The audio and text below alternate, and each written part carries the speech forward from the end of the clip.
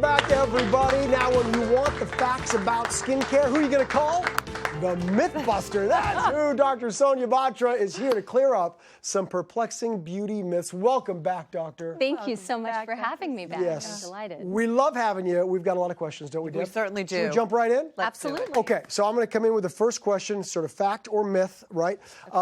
We hear about these collagen creams. Collagen is the rave. You know, I put it in my shakes and all that. It's true. But you hear about the creams that contain collagen that you just apply on your skin like that. So do they actually benefit you? Does that collagen get in there? So that is a myth. Okay. And collagen is having a moment right now because it is the structural support for your skin. It's what gives it strength, it gives it elasticity. But the truth is collagen is a really large molecule. So you're not going to really apply it to the top of your skin and have it go into the second layer where it actually exists to give you that scaffolding, which is your dermis. So most of these creams you're reading about don't have intact collagen. They actually have broken down versions of collagen, which are hydrolyzed. And you can actually see this is a nice diagram of the difference between younger skin, which has all that scaffolding. Those lines in the dermis are your collagen and elastin. And as we age, you can see there's less of them. Sort of like the framework of a house. Like Exactly. structure. Yeah. I like that. And the sad truth is we all lose that structural support as we age. In fact, when you hit 30, you start to lose 1 to 2% per year. Oh my goodness. And your own production slows down. So do those creams with collagen help at all, or are we just wasting our money? So you're not necessarily wasting your money, but there's no real science to support those hydrolyzed collagen molecules will actually go down into your dermis and rebuild that scaffolding. But that said, they may give your body the building blocks it needs. So most of the thought is that the benefit may be from moisturizing, from antioxidants, because most of those creams have other ingredients that will definitely help.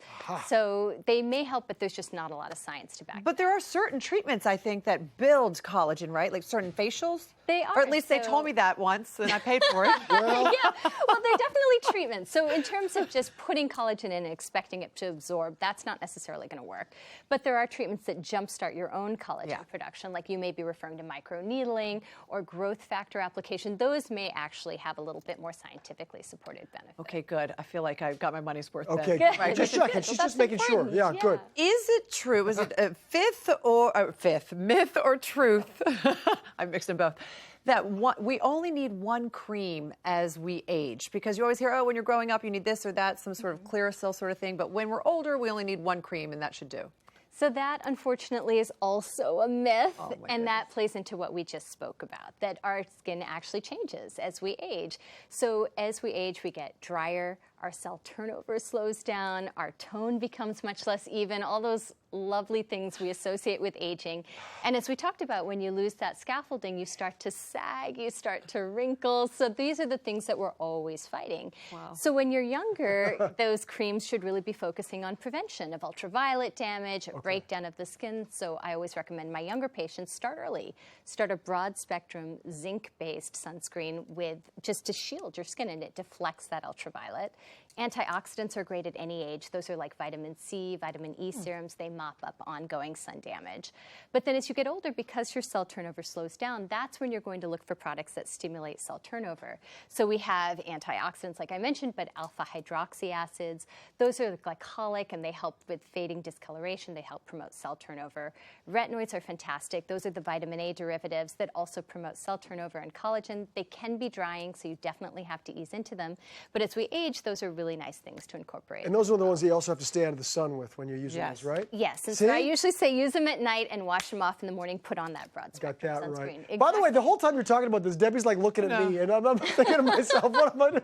I'm thinking, is it too late for us? She knows Never that too my late. skincare No, routine needs a never little bit of too work, late. that's for sure. Okay, shifting Yeah. gears here a little bit. A lot of people think that acne is something that you kind of outgrow, but really I have a feeling that has got to be a myth, because there is such thing as adult acne, correct? Correct. So your feeling is exactly accurate. And we know that 50 million Americans experience acne.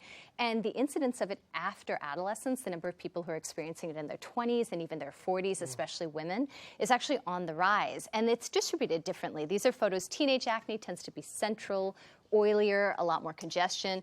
Adult acne, you see a lot more at the perimeter of the face, the jawline. You get those cysts that really hurt under the surface of the skin. So that's more adult hormonal Are acne. you seeing a lot more adult acne? Just a lot more acne in general, I imagine now, because of all the masks that we're wearing. Yes. So that's a perfect segue. In fact, the newest diagnosis on the block is something called Maskne, which is acne occurring under masks. And so you have a lot of people who, and that's a really unfortunate photo of it, because you have the occlusion of the mask. So it builds up with sweat, with dirt, with oil, and then you have already a very stressful environment right now. People are comfort eating, they're consuming a lot more sugars, which make you break out as well.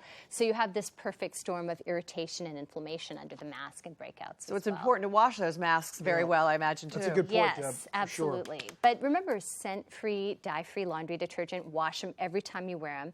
Exfoliate your face gently. So when you take off that mask, especially if you've been sweating, make sure you're using something maybe with an alpha hydroxy or just a good cleanser that's going to get all that sweat and dirt off. We talked about retinols. Those are great ways to promote cell turnover. So that's going to also unclog your pores, decrease those oil production. And just be really gentle with the skin, because the friction and the irritation from the mask is actually, the harsher you are with the skin, the more problematic it's going to be. So even if you're thinking it's counterintuitive, a nice oil-free, non-pore clogging moisturizer is going to act as a barrier and decrease some of that friction that leads to the maskne and the breakout. We're all taking notes over here. You are the best, Dr. Batra. Thank you so much for being here, as always. you That's so a much wealth for of having information, me. everybody. You can get more information, hallmarkchannel.com, and on Dr. Batra's website as well. And you all stick around, because up next, Shirley is showing us how to ripen our late-season tomatoes. Come back, everybody. She knows. Yeah, so the maskne.